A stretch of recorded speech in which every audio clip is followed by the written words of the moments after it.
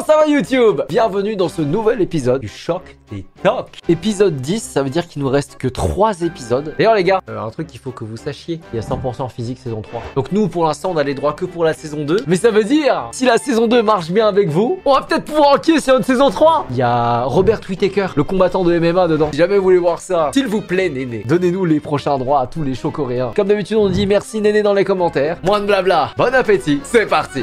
L'équipe à la première place est... Ouais, je pense qu'on a toutes nos chances. J'étais très zen quant au résultat. Oui, on va gagner.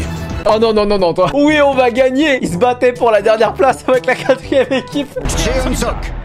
Tous les membres de l'équipe de Cheon-Sok survivent. Prévisible. Beau boulot, bravo. Du choix du menu au briefing sur la marche à suivre, il nous a semblé que le chef Cheon-Sok prenait toutes les décisions dans votre équipe. Et pourtant, vous avez su travailler en équipe mieux que tous les autres. Et vous avez réussi à faire ressortir vos talents individuels dans votre travail. Après, c'est peut-être parce qu'il respecte la hiérarchie que le travail d'équipe s'est bien passé. Vous avez trouvé un bon concept. Vous avez fixé des prix justes et votre équipe n'a jamais été en difficulté au cours de l'épreuve. Vous avez parfaitement réussi la mission restaurant. Félicitations. Bravo à vous. Je ne peux pas nier que leur stratégie a très bien fonctionné. Un plan ne peut pas fonctionner sans une équipe capable de l'exécuter à la perfection. Je me suis contenté de guider mon équipe dans la bonne direction, mais ce sont mes coéquipiers qui nous ont menés à la victoire. Maintenant, il ne reste que 4 places à la table des survivants pour participer à l'épreuve qui opposera les 8 finalistes. Oui, c'est vrai. Il va falloir virer des gens. Donc 4 Nous allons à survivants. présent annoncer les survivants des équipes en 2e et 3e position.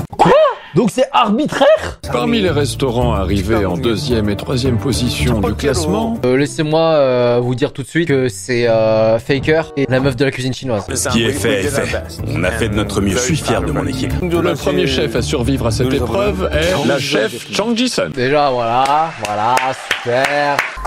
Nous avons décidé de prioriser le chef responsable du plat qui s'était le mieux vendu du restaurant. Et son plat s'est particulièrement bien vendu. Le plus important quand on tient un restaurant, c'est de prendre en compte les retours des clients. Il est primordial de vérifier si ces plats ou ceux des autres ont bien été finis. Et c'est la première. Ah oui, c'est vrai, elle avait... un coup d'œil dans la poubelle de reste. Elle était partie checker la poubelle. À la différence de Baek Jong-won, elle a pas goûté la poubelle. Au moins, elle avait checké. C'est triste pour les autres parce qu'on a traversé cette dure épreuve ensemble. Beau travail. Merci. Le prochain chef qui va occuper une des 3 places restantes. Triple étoile. Triple étoile. Voilà. Félicitations. Ça aurait été un scandale s'il l'avait pas pris, hein. Je vous ai accordé beaucoup de points parce que vous êtes un chef de cuisine calme, mais efficace, et que vous êtes resté debout toute la nuit pour préparer la journée du lendemain. C'est primordial pour un chef d'assumer ses responsabilités et de montrer l'exemple. Je suis dévoré par la culpabilité de ne pas avoir su mener mon équipe entière à la prochaine épreuve. Bon, après, ils ont un peu servi à rien, hein, on va pas se mentir. Passons maintenant au 3e survivant qui viendra occuper une des 2 places restantes. Mafia napolitaine et Edouard Lee. Je l'ai vu effectuer les tâches qu'on lui avait confiées efficacement pour assurer le bon fonctionnement du restaurant. Le 3e survivant est Mafia napolitaine. Voilà. Ce soir, les pronoms, c'est pas mal, hein. Vous le savez, je suis un peu plus jeune que le reste des membres de mon équipe. Oh. Je n'ai rien. Ça va aller? Tu as assuré. Je peux dire quelques mots pour lui? Cette épreuve a été très difficile pour moi. Je ne suis pas d'ici. Je ne connais pas les supermarchés d'ici. Je ne sais pas traduire. Je ne sais pas fixer des prix adéquats. Je me suis beaucoup reposé sur lui. Il a été un très bon partenaire tout au long de cette épreuve. Oh. L'idée d'avancer dans la compétition sans ces 3 personnes me brise le cœur. D'autant que les 2 femmes qui se tenaient à mes côtés avaient l'âge d'être ma mère. Les larmes me sont montées sans que je puisse les contrôler. Ça a été un honneur de travailler avec toi. Tu t'en es très bien sorti, bravo. Beau travail, toutes mes félicitations. Le chef mafia napolitaine a rencontré beaucoup de difficultés. Je suis contente de le voir accéder à la prochaine épreuve. Il ne reste qu'une place. Le dernier survivant est le chef Edouard Lee. Vous l'avez dit. Je vous l'avais dit. Je vous l'avais dit. Vous avez été attentif aux besoins de vos clients. En tant que chef de cuisine, vous avez montré l'exemple à vos coéquipiers et c'est pour ça que je vous ai bien noté. Ça a été une expérience singulière de pouvoir cuisiner avec des chefs plus âgés et plus jeunes que moi. Merci beaucoup. J'ai énormément appris. Vous devez être épuisé. Merci. Merci à vous. Il va falloir que je retourne préparer des plats pour les enfants maintenant. Oh. Merci Allez. pour tout votre travail.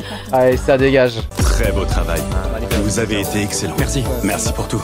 Merci. Beau travail. Votre départ m'attriste. Les 8 candidats qui vont accéder à la demi-finale ont été sélectionnés.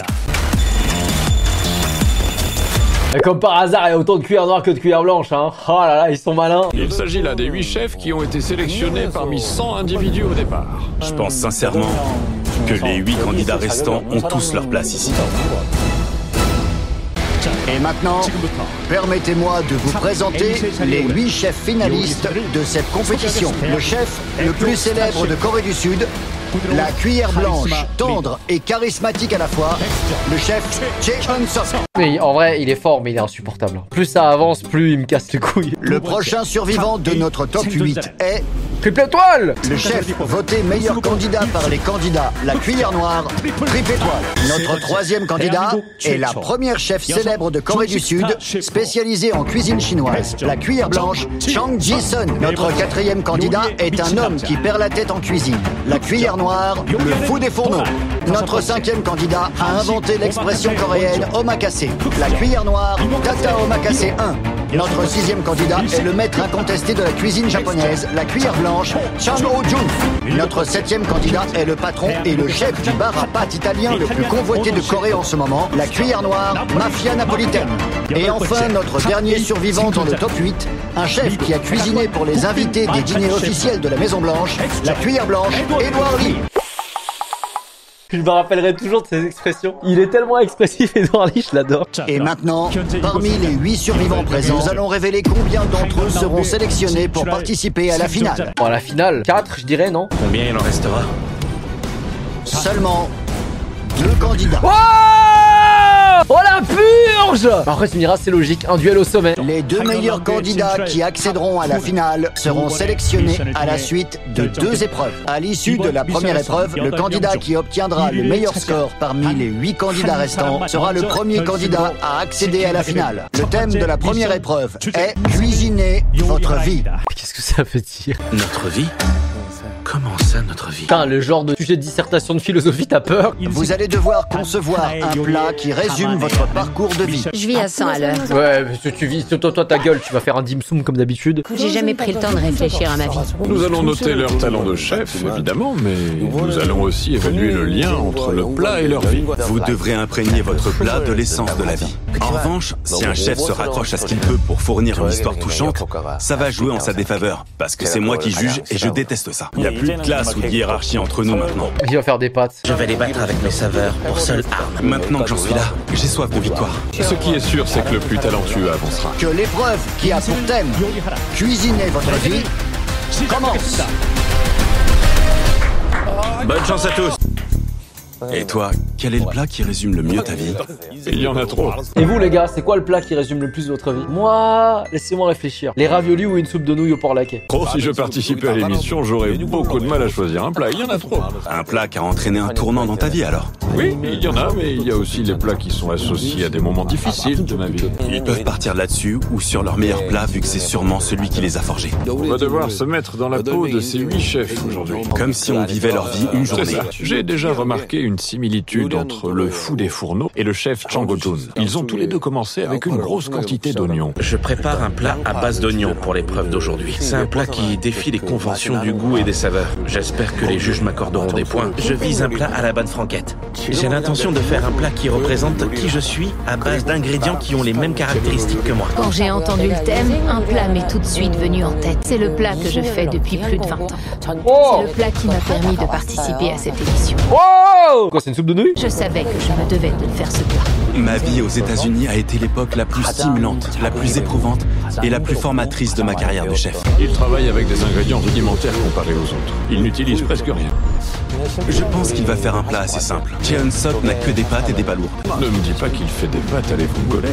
Oh, c'est risqué ça, parce que les pâtes à l'évongolais, faut tâter Mafia Napolitaine en face et faut que ce soit al dente. Mafia Napolitaine est aussi connue pour ses plats de pâtes, non? Il pétrit une pâte, mais je doute que ce soit n'importe quelle pâte. Leurs plats risquent de se ressembler. Je tiens un restaurant connu en Corée du Sud pour ses pâtes fraîches. Alors il y a énormément de choses que je veux montrer aux jurés. Chang Ji-sun est experte en cuisine chinoise, mais elle coupe le poisson finement comme pour faire un sashimi. De la dorade. Elle coupe très fin, oui. Bah, pour une fois, elle a pas l'air de faire des dim sum, j'ai été mauvaise langue. Je suis la dernière chef de cuisine chinoise en lice. Je veux montrer ce que la cuisine chinoise a de meilleur. C'est un cuiseur de riz qui fait de la vapeur à côté d'Edouard Lee? Oui, il fait du riz.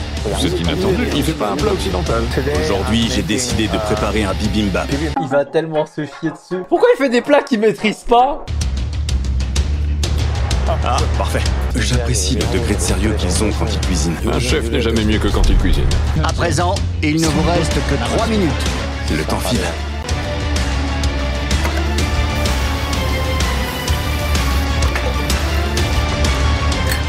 C'est la fin de la première épreuve de la demi-finale intitulée « Cuisinez votre vie ». Waouh, c'est passé vite. Les juges vont évaluer les plats des candidats l'un après l'autre. Oh, j'ai hâte. Chung Ji-sun, veuillez vous diriger vers la zone d'évaluation. Quand j'ai entendu le thème de l'épreuve, j'ai réfléchi au plat qui m'a ouvert les yeux à la richesse de la cuisine chinoise. Ça m'a ramené à de nombreux souvenirs de mon passé. Ouais, jetez-moi ça à la poubelle. C'est quoi ça? Ce plat est un song sokyo, un poisson mandarin en forme d'écureuil. C'est un plat qui a marqué un tournant dans ma vie. Quand j'avais la vingtaine et que je réfléchissais à la carrière que je souhaitais poursuivre, les chefs femmes n'étaient pas monnaie courante en cuisine. Et je me battais contre la solitude parce que je travaillais toujours seule quand j'ai commencé. Le premier plat que j'ai appris à faire quand je suis allée en Chine était le song sokyo. C'était le premier plat chinois différent de ce que j'avais vu en Corée. Il requérait une grande finesse et de l'élégance. Je me suis dit que ça pouvait être ça la cuisine et je me suis prise au jeu. Je me suis aussi dit que c'est le genre de plat qui pouvait me faire briller. C'est le plat qui m'a permis de rester terre à terre dans mon apprentissage de la cuisine chinoise. Et c'est pour ça que je l'ai choisi. Qui sait ce que vous auriez fait si vous n'étiez pas tombé sur un song sokyo? Oui, j'aurais très bien pu m'éloigner du chemin de la cuisine. Il y avait toujours une dizaine d'hommes en cuisine. Quand j'ai appris les méthodes pour faire ce genre de plat, j'ai réussi à sortir du lot. La cuisine chinoise ne requiert pas beaucoup d'équipement. Donc j'avais un wok, une louche et un couteau. Je pouvais faire tout un tas de plats élaborés. Ça m'a rendu fière. J'ai hâte de goûter. Je vais le goûter aussi. J'ai été étonné que vous choisissiez ce plat de poisson. Il demande beaucoup de travail. Après, cuisiner votre vie, c'est normal.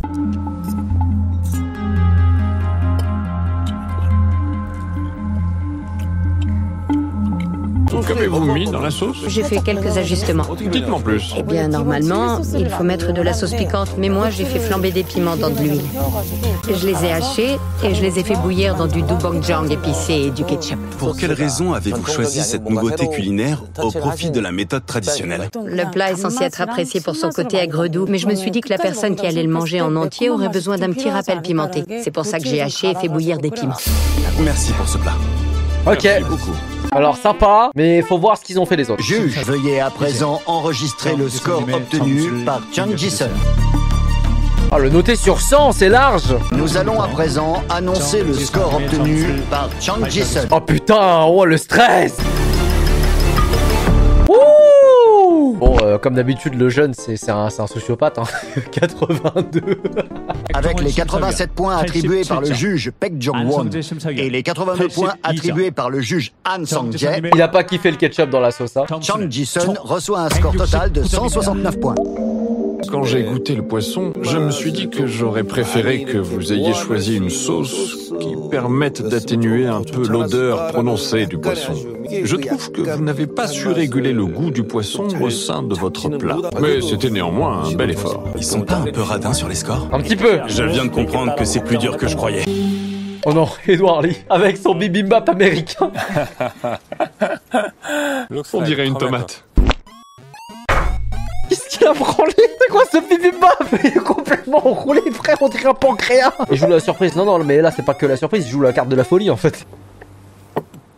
Qu'est-ce que c'est que cette histoire? Je dirais que le plat qui résume le mieux ma vie est un bibimbap au caviar de thon modernisé. Je ne m'attendais pas à ça. Moi non plus. Pas du tout. Je suis quelqu'un qui a un faible pour le bibimbap. Parce que tout comme le bibimbap, j'ai plusieurs cultures à l'intérieur de moi. J'ai été influencé par mon étude de la cuisine coréenne, américaine et j'en passe. J'ai toujours eu un rapport très conflictuel avec mon identité coréenne.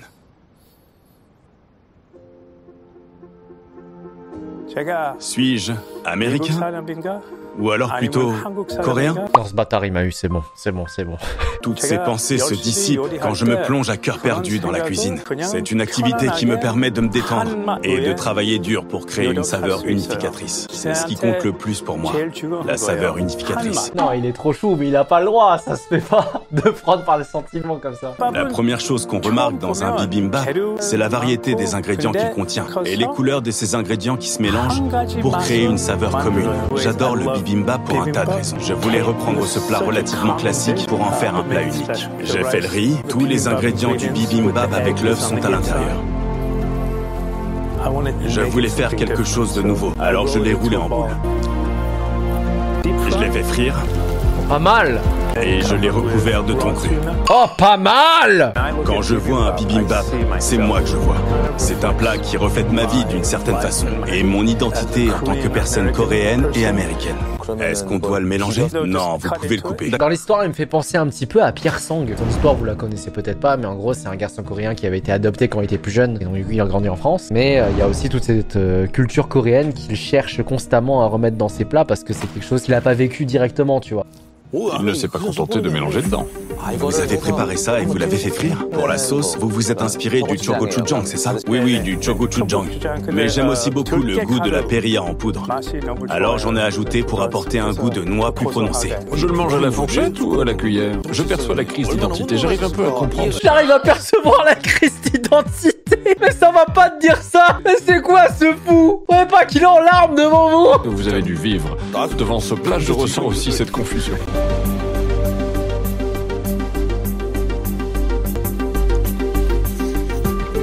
J'arrive à voir les daddy issues dans le riz. Ce n'est vraiment pas le genre de bibimbap auquel on s'attendait. Tout à l'heure, quand on vous observait de là-haut avec le chef Han, on a cru que c'était une sorte de hedopbap. Mais ce n'est pas ça non plus.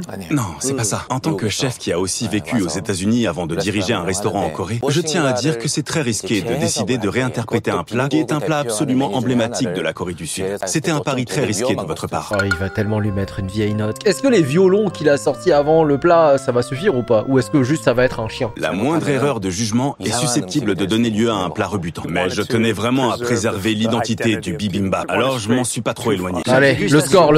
Nous allons révéler les scores des juges. Avec les 97 Je vous l'avais dit, c'est un chien. Comment tu peux avoir un écart de notes aussi énorme? 97-82. points du juge Baek Jong-won et les 82 points du juge Han Sang-jae, Edouard Lee reçoit un score total de 179 points. Putain, par contre, Baek Jong-won, il a kiffé. L'épreuve d'aujourd'hui consistait à créer un plat qui soit l'aboutissement d'une vie. Il devait nous convaincre qu'il savait rassembler les idées et la vie de son chef, et je dois dire que je suis convaincu. Le bibimbap est un plat que tous les Coréens mangent depuis qu'ils sont tout petits, alors je m'attendais à une certaine saveur. Mais vous m'avez montré une façon de réinterpréter le bibimbap qui fonctionne. Je trouve que ce plat est un bon exemple de comment transmettre notre cuisine coréenne grâce à votre histoire. C'est pour ça que je vous ai donné une note aussi élevée. Super. Je suis d'accord avec une partie de ce que le juge Baek Jong-won a dit, mais je ne suis pas d'accord sur tout. Allez, explique-nous. Nous, pauvres manants, qui ne comprenons absolument rien à la cuisine. L'écart de notes entre nous ne vient pas de la saveur du plat, mais d'une différence de perception. S'il avait dit avoir changé une recette de Dokbap, j'aurais été plus compréhensif, mais il a parlé de bibimbap. L'usage du terme bibimbap ne marche pas pour moi, vu que j'ai eu à utiliser un couteau pour le manger. Et quoi, le bibimbap, ça se mangeait à la cuillère, c'est ça? Excuse-nous de t'avoir importuné, en fait. On ne peut pas appeler un plat quelque chose qui ne l'est pas. Je lui ai attribué cette note parce que j'ai eu peur que son plat finisse par déformer l'identité d'un plat qui représente la Corée du Sud. Edouard Lee, vous êtes actuellement à la première place avec 179 points. J'ai été étonné par ce score. J'étais un peu perturbé par le fait qu'il y ait un si grand écart entre les notes des deux juges. Et je ne pense pas que 179 points soit un très bon score. Si, quand même. Après, ouais, 82, c'est un peu de baiser vu que tout le monde est excellent. C'est quoi cette merde? Bonjour. Oh, toi, t'es tellement viré. Toi, tu vas tellement prendre la porte. Si j'ai choisi ce plat pour résumer ma vie, c'est parce qu'il me renvoie à l'époque où j'ai monté mon premier restaurant en 2015. J'avais beaucoup d'espoir quand j'ai commencé, mais ça n'a pas marché comme prévu. Ça s'est tellement mal passé que j'ai failli faire faillite. Alors, j'ai réfléchi à une façon d'exploiter un ingrédient peu cher, mais très goûteux. Et j'ai pensé à l'oignon. C'est comme ça que m'est venu ce plat signature. Tiens à vous dire, je vais peut-être donner envie à certaines personnes dans le chat, mais la soupe à l'oignon, qu'est-ce que c'est bon? Avec le pain et le fromage gratiné au-dessus. J'ai fait rôtir les oignons au four dans un premier temps, puis je les ai fait cuire au feu de bois pour que la couche extérieure grille tout en conservant l'humidité. Les gens ont commencé à en parler autour d'eux. Le plat a eu du succès et maintenant je dirige 9 restaurants, tout ça grâce à ce plat. C'est un kuro tamanegi que je pourrais traduire par oignon noir. C'est le plat qui a changé ma vie. Vous voulez dire que c'est le plat qui a pavé la voie de votre succès dans le monde de la cuisine? Attends, j'ai mal compris, il a mis quoi avec son oignon noir là? Il a mis de l'oignon frit sur de l'oignon? Il a su enculer gros. Oui, et je le vends encore aujourd'hui dans mes restaurants. C'est notre plat signature. Par où vaut-il mieux commencer? Vous devez goûter les 3 composants en même temps. La partie frite, la ciboule à l'intérieur et l'oignon rôti. Pour la sauce, c'est à vous de voir. Trempez si vous le souhaitez. J'ai entièrement confiance en ce plat à l'oignon. C'est votre plat signature. Oui. Et c'est un plat qu'on ne trouve que dans la chaîne de restaurants Negi, oui. Ce plat a été un vrai casse-tête. J'ai beaucoup aimé. Merci pour ce repas. Merci. Nous allons à présent annoncer le score obtenu par Chang Ho-jun. À votre avis? Jun a reçu 91 points du juge Baek Jong-won et 87 points du juge Han Sang-jae, soit un score total de 170. Ah, pour l'oignon, frère, dégage! La première chose qui m'a marqué, c'est la façon que vous avez eu d'utiliser un ingrédient aussi peu cher à votre avantage, en mesurant le goût sucré qui ressort quand on cuit un oignon. C'est un scandale. Je comprends parfaitement que vos ventes aient explosé quand vous avez sorti ce plat. Je considère qu'au cœur de chaque bon plat, il y a les ingrédients utilisés. C'est pourquoi je dois avouer que le goût de l'oignon n'a pas été à la hauteur de mes attentes. C'est pour ça que je vous ai donné cette note. J'avais peur de ne pas faire assez cuire les oignons, alors je les ai laissés dans le four un moment et j'ai fini par les faire trop cuire. C'était une erreur. J'ai l'habitude de préparer plus de 1000 bols de nouilles Andongguchi tous les jours. C'est un plat que je ne sers qu'à mes clients. C'est la première fois que j'en préparais un dans un lieu comme ça, alors j'étais stressée. Ça a l'air casse-couille à manger. Non mais je suis désolé, quand il y a trop de bouffe, quand il y a trop de trucs, j'ai la flemme. C'est un Andongguchi. J'ai fait bouillir les nouilles avec des légumes de saison. Je me suis dit que les nouilles ne suffiraient pas, alors j'ai fait cuire des graines de millet pour accompagner. J'ai aussi préparé des chon de chou et du kimchi frais en garniture. Tata Oma cassé avec tous ces plats, c'est Tata Oma, tu m'as cassé les couilles surtout. L'histoire qui accompagne ces nouilles, c'est...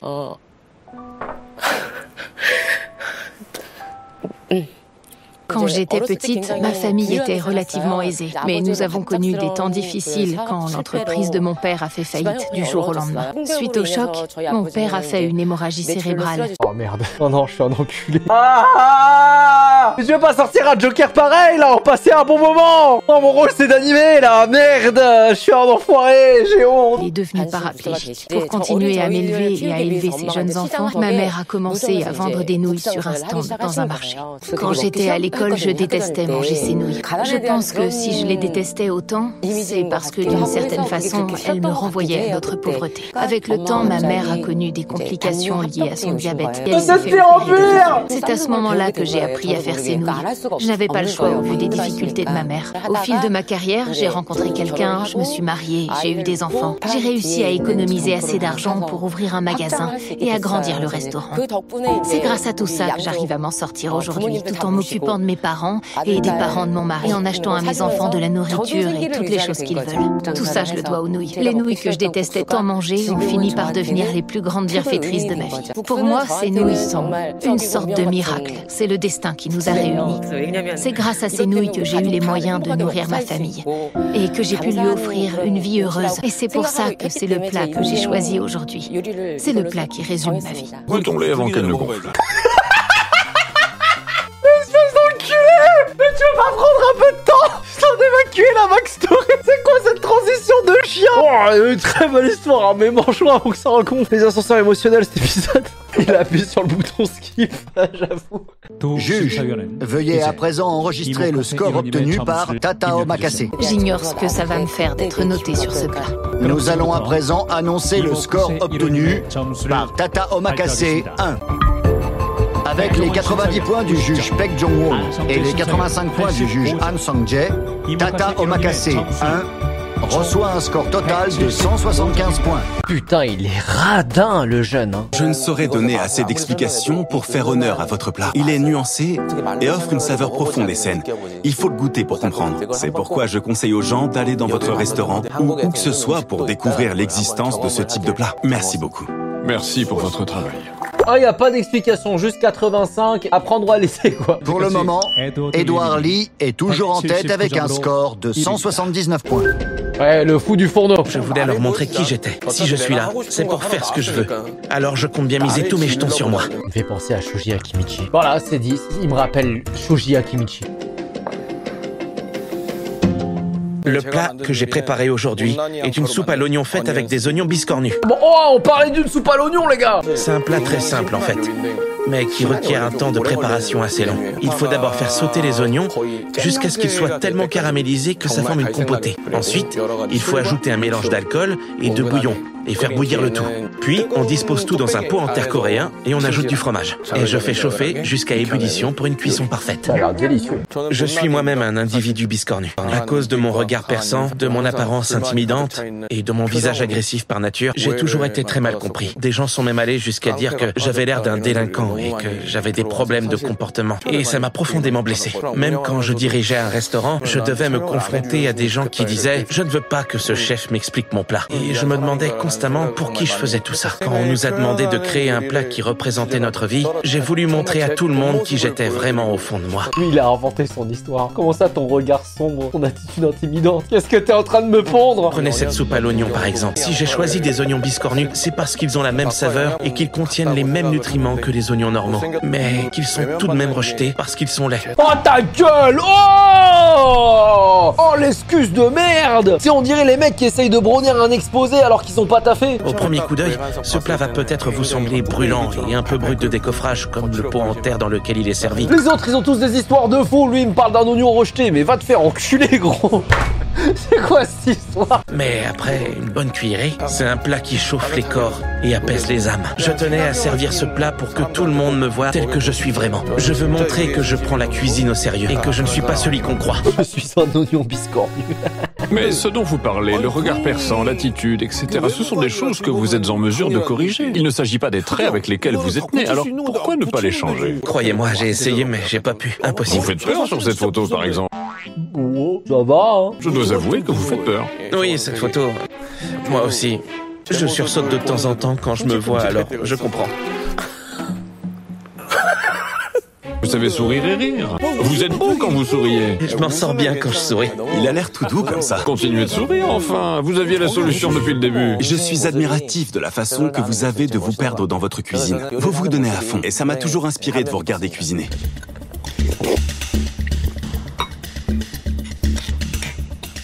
Je veux qu'ils acceptent le fond de mon âme. Juge, veuillez enregistrer le score obtenu par le fou des fourneaux. En Corée, l'apparence est très important, alors c'est pour ça peut-être la backstory. Non mais non, faut pas abuser. Pas au stade de dire je suis un oignon biscornu. La pression du look, on l'a partout hein. C'est peut-être un peu plus exacerbé en Corée, mais là c'est un peu abusé. Nous allons à présent annoncer le score obtenu par le fou des fourneaux. Avec les 88 points attribués par le juge Paek Jong-won et les 89 points attribués par le juge Han Song-jae, Han Song-jae, c'est la plus haute note qu'il ait donnée, c'est pour cette backstory là. le fou des fourneaux reçoit un score total de 177 points. Allez voilà, t'es pas premier. Dehors avec tes putains d'oignons discornus là. J'aurais tendance à penser que vous vous êtes trop laissé aller. J'ai eu l'impression de boire un jus fait avec de l'extrait d'oignon. Je dois dire que ce qui fait le charme de la soupe à l'oignon, selon moi, c'est son goût de reviens-y. Et celui-ci est justement obtenu grâce à la saveur subtile d'oignon qu'on arrive à lui conférer. Dans votre plat, le goût d'oignon caramélisé s'est imposé avec une telle force que j'ai eu peur pendant un instant que ce soit le genre de plat qui me dégoûte des oignons pendant longtemps. Ah, D'accord. C'est pour cette raison que je vous ai enlevé des points. Eh bien, c'est vrai que j'ai trouvé que le déséquilibre entre les oignons et le reste des ingrédients était trop prononcé pour moi, parce que vous avez utilisé un bouillon à la saveur très forte. Pourtant, même si l'opinion du client compte, je pense que celle du chef compte d'autant plus. Votre soupe à l'oignon était très bien faite, et c'est pour ça que je vous ai donné cette note. Merci. Merci pour ce plat. écoutez, pourquoi pas, mais pour l'instant c'est encore Edouard Lee. Ces 2 points d'écart font toute la différence. Dommage, il m'en fallait plus. Mafia napolitaine, veuillez vous diriger vers la zone d'évaluation.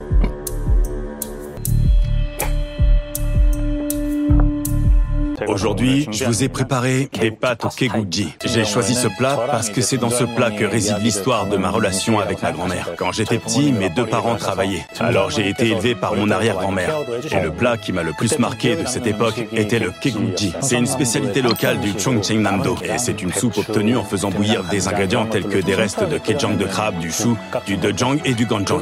Personnellement, j'aime beaucoup ce plat et c'est pour ça que je tenais à le préparer. D'abord, j'ai cuisiné la base. J'ai préparé la soupe de keguji. Ensuite, je me suis occupé des pâtes en forme de bonbons que ma grand-mère aimait beaucoup manger. J'ai aussi des souvenirs de ma grand-mère qui fouillait dans une très vieille bourse pour me donner un peu d'argent de poche. Alors, j'ai préparé des dumplings de choux en forme de bourse à base d'algues kamté et de crevettes qui sont également des spécialités locales. J'aime bien la backstory. Les crabes des littoraux frits sont également inspirés d'un plat que ma grand-mère me préparait à l'époque.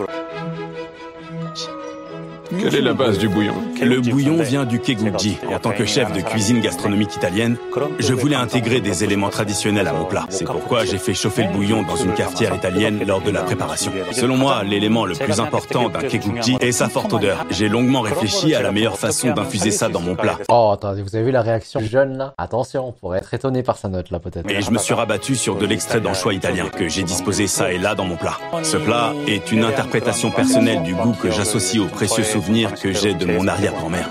Vous avez grandi là-bas, vers Sosan et Tean? Tout à fait. Je commence par le kegugji. Le juge Baek Jong-won vient également du Chongcheongnam-do, alors je me sentais un peu sous pression. Tu sais pas manger un ravioli d'un coup. Le kegugji n'est pas un plat facile à réaliser. Beaucoup de touristes qui viennent visiter la région pour goûter le kegugji en sont déçus parce qu'il peut avoir un goût fade ou difficile à percevoir. J'ai été surpris quand j'ai appris qu'il l'avait intégré à son plat.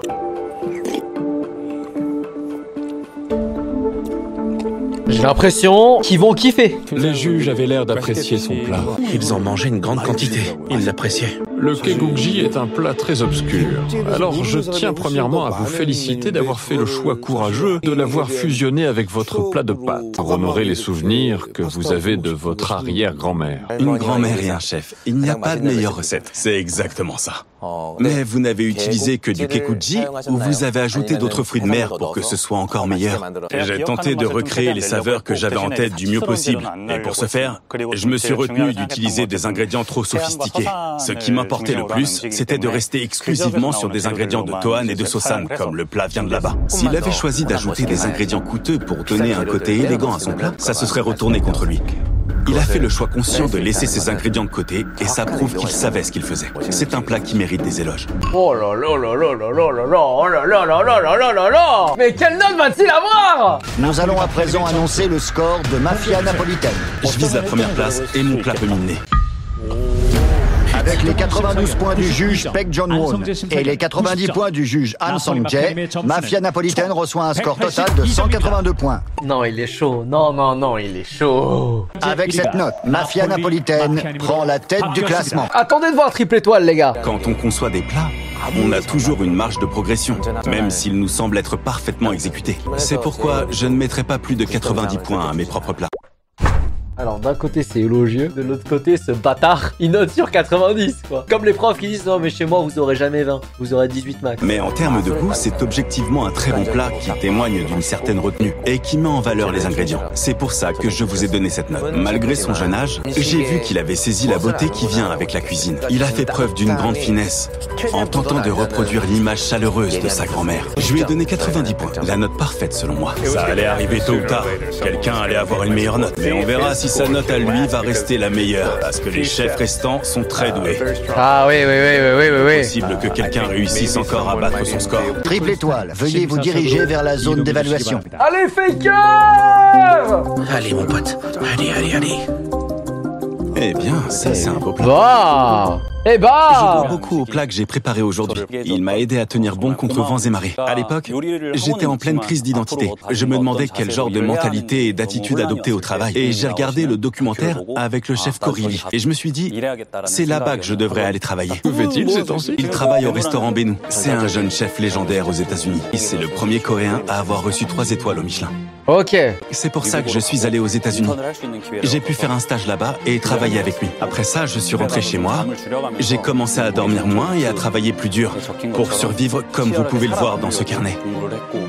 À chaque période difficile que je traversais, j'allais à Pier 39, manger une chaudrée de palourdes et ça me redonnait des forces. C'est le plat qui m'a aidé quand j'étais étranger aux États-Unis. C'est pour ça que j'ai préparé une chaudrée de palourdes aujourd'hui. J'en ai cuisiné une variante en me basant sur tout ce que j'ai appris. La backstory, elle est pas assez larmoyante. C'est tout simplement une soupe à la crème de palourdes. J'ai commencé par faire un bouillon avec des palourdes. Ensuite, j'ai ajouté des oignons, du céleri et de la chantilly dans le bouillon. Je l'ai fait bouillir pour qu'il épaississe et j'ai incorporé du caviar à la toute fin pour finir la sauce. Une fois la sauce prête, je ne voulais pas oublier les protéines. C'est pourquoi j'ai utilisé mon poisson cuit préféré, la légine australe.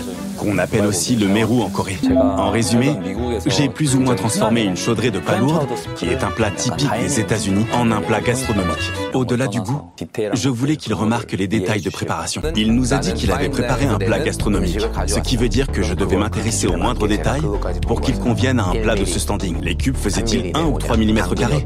Comment avait-il coupé les carottes et le céleri? Tous ces détails-là. Et au vu de la forme recherchée, les ingrédients étaient parfaitement coupés. Bien. Et ils étaient de la même taille que le caviar, comme il l'avait voulu. Il a souhaité proposer une chaudrée de palourde impressionnante, qui soit un amalgame de toutes les connaissances qu'il a engrangées. Quant au goût, un délice. Votre histoire faisait référence aux souvenirs heureux que vous avez eus avec un plat de palourde similaire. Et je trouve que c'est une très bonne idée d'avoir plutôt utilisé des fruits de mer de saison, tels que les coques, dans votre plat. Nous allons à présent annoncer le score de triple étoile. Tout ça Avec les 92 points attribués par... Oh non. juge Baek Jong-won et les 87 points attribués par le juge Han Sang-jae. Mais Han Sang-jae, c'est quoi son problème? C'est quoi son problème? Il a fait une interview de je sais pas combien de secondes pour dire que c'était parfait. Triple étoile reçoit un score total de 179 points. Mais non! Ce plat est un beau présentoir de toutes les connaissances que vous avez acquises et de vos particularités. L'équilibre de saveurs que vous avez trouvé est parfaitement juste. Malheureusement, je me suis demandé si le poisson avait bien sa place dans le plat. Vous auriez peut-être dû mieux réfléchir au message que vous vouliez faire passer. Je vois, merci. Merci à vous. Comment ça, je vois? Y a rien à voir, on comprend pas. Il aurait dû faire quoi à la place du poisson? Moi je dis à Han Sang-jae, il est jaloux. Ouais, il est jaloux, ouais, c'est sûr. Je l'ai pas battu. Pour être tout à fait honnête, j'avais du mal à accepter les résultats. J'avais tellement confiance en ce que j'avais fait. Bien sûr que j'étais heureux, évidemment. Mais je savais qu'il était trop tôt pour faire péter le champagne. Pour la simple et bonne raison que la première chose que j'ai achetée quand j'ai débuté, c'était un livre écrit par Chae Eun-sok. On peut dire que je suis fan de lui. Et il n'a pas encore été évalué. Chae Eun-sok, veuillez vous diriger vers la zone d'évaluation. Il a l'air un peu perplexe. En fait, il y a un truc qui me perturbe. Est-ce que je peux le dire ou pas? On dirait pas Pépé the Frog? Le 23 mars 1995 est le jour où j'ai commencé à cuisiner. Et c'est un jour dont je me souviendrai toujours. Mon premier lieu de travail était un restaurant italien authentique, appelé La Cucina, situé en face de l'hôtel Namsanaya. Mais c'était un environnement de travail mouvementé, ça ne s'arrêtait jamais. Pire encore, les chefs parlaient en italien pendant les heures d'ouverture. Je ne faisais rien, je me contentais de traîner en cuisine et de rester hors du passage. Mais c'est là qu'un chef s'est approché de moi et m'a dit « Hé, le nouveau, va donc faire un tour dans la chambre froide pour voir. » Je suis entré en pensant qu'il voulait que j'aille lui chercher quelque chose. Mais à la place, j'ai trouvé une assiette brûlante de pâte à lait vongolais sur un carton de lait renversé. C'était en fait un rite de passage pour remonter le moral des nouveaux. J'ai gobé le plat et j'ai découvert que c'était un vrai délice. C'est à ce moment-là que je me suis dit que si je devais m'engager dans cette carrière, alors ce serait pour réussir à faire ce plat mieux que quiconque. Je tiens à ajouter que je suis devenu le meilleur chef de pâte à lait vongolais de tous les chefs de la Cucina. Ouais, mais pas du monde. On a amélioré notre recette 7 ou 8 fois en tout depuis ce jour-là. Ça, c'est les pâtes préférées de mon père. Il adore ça. Et vous savez quoi? Il me l'a transmis. Les pâtes à lait vongolais, c'est dur parce que les palourdes sont pas toujours bonnes. Mais quand c'est bien fait, qu'est-ce que c'est? C'est la version la plus récente de nos fameuses pâtes à lait vongolais. J'ai créé cette pâte en forme de cône à l'image des pâtes du CJB.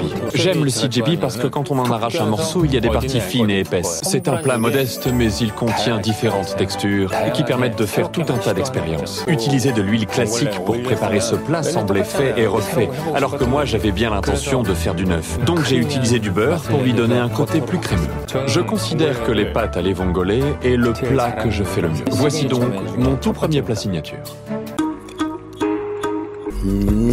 Oh merde. Ça y est, il a fait un bruit de Je n'ai utilisé ni sel ni poivre. Ce sont des pâtes à lait vongolais faites avec de l'ail, de l'huile d'olive et du bouillon de palourde. Putain, il est fort. Il n'y a que du bouillon. Aucun assaisonnement. Selon moi, aucun autre chef ne vous arrive à la cheville en termes d'esprit précurseur et de volonté d'essayer de nouvelles choses. À chaque fois que vous proposez une nouveauté, je ne peux qu'avoir hâte de voir par quels moyens vous avez choisi de vous mettre au défi. Ce plat de pâtes à lait vongolais était délicieux. Il m'a fait oublier toutes les autres fois où j'ai eu l'occasion de manger ce plat jusque-là. Oh putain, rien que ça. Alors la note? Pour le moment, Mafia Napolitaine est toujours en tête avec la note la plus élevée qui s'élève à 182 points. Les candidats doivent obtenir plus de 182 points pour le dépasser. Le candidat qui va pouvoir accéder directement à la finale va maintenant être dévoilé en fonction du score obtenu par le dernier candidat, Chae Eun-sok. Le moment est venu de révéler le score des juges. Avec les 93 points de Paik Jong-won et les 88 points de Han Sang-jae, son score final est de 181 points. Oh la haine. Donc c'est Mafia Napolitaine qui passe. Putain les gars, j'ai peur parce que du coup ça veut dire que la deuxième épreuve elle va déterminer l'autre finaliste. Mais ils vont pas faire un duel de cuillère noire. Ce sera forcément cuillère noire contre cuillère blanche pour les besoins de la prod. Est-ce que triple étoile est mal barré? Faker, non. Je dois dire que j'ai énormément apprécié votre version classique et simple des pâtes à l'évongolé. Cependant, enfin selon moi, vous auriez pu limiter un peu la quantité de beurre afin que le plat ne soit pas trop gras pour vos éventuels clients. Quoi, t'es au régime? C'est pour cette raison que je vous ai donné cette note. Au début, j'ai cru que c'était une affaire de goût car je pensais avoir utilisé la bonne quantité de graisse. Mais je me dois d'être honnête, j'ai commis une erreur. Oh! Une très grosse erreur. Oh! Je suis retourné voir la recette après et j'avais oublié l'ail. Il a oublié l'ail. Oublier l'ail dans les pâtes à l'évongolé, c'est comme oublier le piment dans les tteokbokki. Mais quand même pour les alévongolais c'est fort hein, d'oublier l'ail. Ah il a quand même eu la deuxième note sans ail hein. Cela fait 29 ans que je prépare des pâtes à l'évongolé et je n'avais jamais oublié de mettre de l'ail. Mais aujourd'hui oui. Tout à l'heure j'étais certain que j'avais raison et que le juge Han Sang-jae avait des goûts différents des miens. Mais j'avais tort et le juge Han Sang-jae avait raison. Oublier l'ail. Quel genre d'abruti fait ça? Ah, il a oublié l'ail. J'imagine que j'ai remarqué l'inexistence de ce goût-là. Personnage d'animé hein, Sang-jae. Avec ce résultat, Mafia Napolitaine est le vainqueur de l'épreuve. Cuisinez votre vie. Félicitations! Bravo! Je suis jaloux, tu files tout droit en finale. C'est marrant. Au fond de moi, j'ai toujours su que j'étais le meilleur chef de Corée du Sud. Oh doucement ouais. Je suis heureux qu'on m'ait donné la chance de pouvoir montrer l'étendue de mes capacités. Je peux que gagner ou arriver deuxième. Autant arriver premier. Je vais me battre jusqu'à la victoire. Il ne reste plus qu'une place de libre à la table des survivants. J'ai bien l'intention d'aller jusqu'en finale. C'est là que je suis le meilleur. J'espère que je vais y arriver sans faire d'erreur. Je peux rester parmi 100 candidats. Je sais que j'ai ce qu'il faut pour gagner. Je vais aller en finale et je vais réussir à me faire un nom. Je ne peux pas me faire éliminer. Je vais faire mieux que tous les autres. Je pense que je vais gagner. Il le faut. Qui est le meilleur chef? C'est ce que je veux savoir. Et c'est ce que je compte bien prouver. Qui que soit la personne que j'ai en face de moi, je vais l'écrabouiller. Oh t'es tellement arrogant toi maintenant. Bienvenue dans l'enfer éternel des fourneaux. Oh là, oula, c'est quoi ce nom de fou? Le nom de l'épreuve m'a tout de suite déplu. J'ai compris qu'ils allaient nous faire vivre un enfer. Vous allez devoir cuisiner tous vos plats avec comme ingrédients. C'est parti. Bon sang, c'est beaucoup trop intense pour moi. J'étais tellement épuisé. La tension me rend fou. Le vainqueur de la somme de 300 millions de won est... Écoutez les amis, est-ce que ça vous a plu? Moi j'ai kiffé, j'ai vraiment kiffé. Bon les backstories un peu tristes, ça cassait un peu le mood par moment. Bon l'autre là, le fou du fourneau, il a clairement inventé son histoire. J'ai aimé l'épisode, j'espère que ça a été également le cas pour vous aussi. Pour ceux qui nous suivent sur YouTube, comme d'habitude, n'hésitez pas à mettre en commentaire merci Netflix, sachant qu'on va peut-être avoir la saison 3 de 100% physique qui sort, ainsi que la saison 2 de Choc des Tocs qui sort en décembre prochain. Netflix s'il vous plaît, SVP néné. Comme d'habitude, n'hésitez pas à me laisser un pouce bleu et à vous abonner. Et moi je vous dis à très bientôt. À une prochaine vidéo. Peace!